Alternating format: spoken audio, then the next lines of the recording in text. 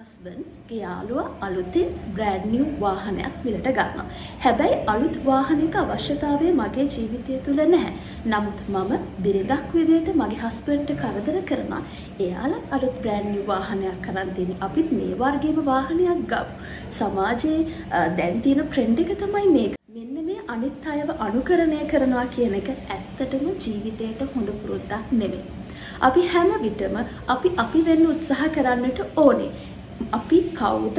ඇත්තටම අපි කැමති දේවල් මොනවද කියන එක පිළිබඳ අපි අවබෝධයෙන් ජීවත් වෙන්නට ඕනේ. ඒ වගේම තමයි මතක තියාගන්න අපි අනවශ්‍ය අන්දමින් අනිත් අයව අනුකරණය කරන්න ගියේ. ඒ නිසා අපි ආරාධනා කරන සියලුම දෙනාට තමන්ගේ වටිනාකම් හඳුනා ගන්න, රැල්ලට යන්න එපා. අනිත් අයව අනුකරණය කරමින් තමන්ගේ ජීවිතය ගොඩනගා ගන්න එපා. ඒක ගැටලුවක්ම විතරයි. ඒ නිසා සතුටින් පෞල් ජීවිතයක්, හොඳ ජීවිතයක්, සාර්ථක ජීවිතයක් ළඟා කරගන්න උත්සාහ කරන අපි හැමෝම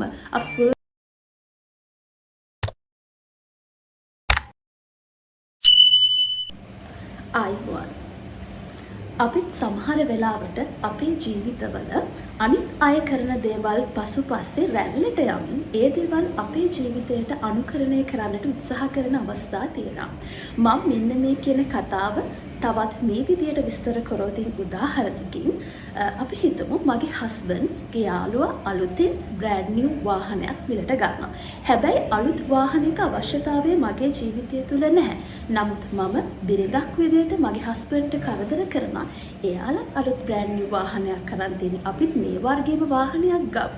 සමාජයේ දැන් තියෙන ට්‍රෙන්ඩ් එක තමයි මේක. අපිත් මේකට අනුගත වෙන්නට ඕනේ. කොහොම හරි සල්ලි හොයාගෙන අපි මේක මිලට ගමු කියලා. තවත් උදාහරණයක් කිව්වොතින් මට iPhone එකක අවශ්‍යතාවයක් නැහැ.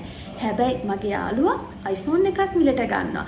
එයා දාන ෆොටෝස් දැක්කම, එයා කරන අලුත් දේවල් දැක්කම මටත් හිතෙනවා ඒ වර්ගයේම ඒ જાතියෙම iPhone එකක් මිලට ගන්න. මොකද සමාජ රැල්ලත් එක්ක මම මේ පාවිච්චි කරන ෆෝන් එකේ මට ප්‍රශ්නයක් නැති වුණත් මම පෙළඹෙනවා අලුතින්ම ඒ වර්ගයේම එකක් මිලට ගන්න.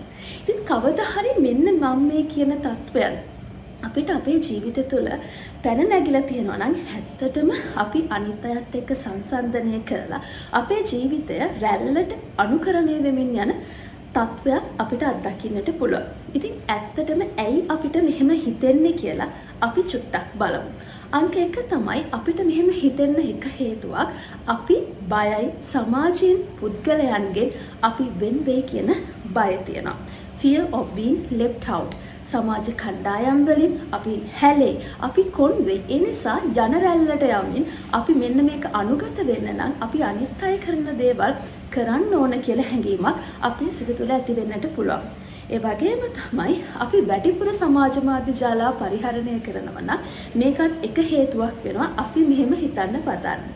ඒ වගේම තවත් හේතුවක් තමයි අපි ගොඩක් වෙලාවට හිතනවා අපිට අපිව අමතක වෙන තත්වයක් තියෙනවා. අපිට තියෙන හැකියාවන්, ලැබියාවන් සියල්ල අමතක වෙලා අපිට නොහැකි තත්වයක තිබුණත් අපි උත්සාහ කරනවා මේ තත්වය කරන්න. ඒත් මෙන්න මේ කරුණු කාරණා එක්ක අපි මේ අනිත් අයව අනුකරණය කරන්නට අපි මේ රැල්ල පසුපස්සේ දුවන හැඟීමත් එක්ක ඇත්තටම අපිට මොකද වෙන්නේ? අපිට අපිව අමතක වෙනවා. අපි කවුද කියන එක අපිට අමතක වෙනවා. සමහරක් වෙලාවට අපි කැමති දේවල් අපි ඇත්තටම අපි අකමැති දේවල් වලට තමයි හුරු වෙන්නේ. අපි අපිව කවුද කියන එක අමතක කරලා මේකත් එක්ක අනුගත වෙන ස්වභාවයක් අපි තුල දකින්නට ලැබෙනවා. ඒ වගේම තමයි මෙන්න මේ අනුකරණය පස්සේ යාම නිසා අනවශ්‍ය ආකාරයක කනස්සල්ලක් ආතතියකින් අපි ජීවිතයට පුරුදු වෙනවා. මොකද අපි ගොඩක් වෙලාවට අනිත් අය ගැන ඊර්ෂ්‍යාවෙන්, අනිත් අය ගැන සමහරක් වෙලාවට අපිට ඒක ළඟා කර ගැනීම නොහැකියාව නිසා අපි තරහින් මෙන්න මේ මානසික ආතතියෙන්, ස්ට්‍රෙස් එකෙන් අපි ජීවත් වෙන්නට පුළුවන්. ඒ වගේම තමයි අපි අනිත් අයව අනුකරණය කිරීම නිසා අපේ බජට් එක චුට්ටක් අවුල් යන තත්වයක් ඇති වෙනවා. මොකද සමහරක් වෙලාවට අපිට හැකියාවක් නැහැ මේ දේවල් කරන්න. නමුත් අපි උත්සාහ කරනවා අපි කොහොම හරි සල්ලි උපයගෙන මේක කරන්න, තියෙන මුදලින් හරි මේ දේවල් රැක ගන්න. අන්න ඒකත් එක්ක අපිට ෆයිනෑන්ෂියල් ඉෂුස් ඇති වෙන්නට පුළුවන්. ඒ වගේම තමයි අපි මෙන්න මේ අනිත් අයව අනුකරණය කිරීම නිසා වෙන ප්‍රධානතම දේ තමයි අපි කිසිම විදියක සතුටකින් නෙමේ ජීවිතය ළඟා කරගන්න උත්සාහ කරන්නේ. ඒ නිසා මෙන්න මේ අනිත් අයව අනුකරණය කරනවා කියන එක ඇත්තටම ජීවිතයට හොඳ පුරුද්දක් නෙමෙයි. අපි හැම විටම අපි වෙන්න උත්සාහ කරන්නට ඕනේ. අපි කවුද? ඇත්තටම අපි කැමති දේවල් මොනවද කියන එක පිළිබඳ අපි අවබෝධයෙන් ජීවත් වෙන්නට ඕනේ.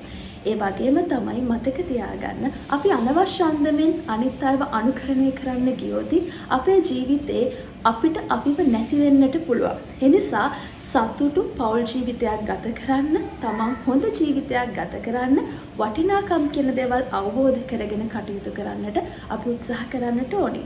අනිත් එක තමයි සමහර වෙලාවට අපි අපේ ජීවිතයට නැහැ කියන පුරුද්ද එපා කියන එක සමහර අවස්ථාවල අපි පුරුදු පුහුණු කරාට ගැටලුවක් වෙන්නේ නැහැ. ඒකෙන් අපේ වටිනාකම අඩු වෙන්නේ නැහැ.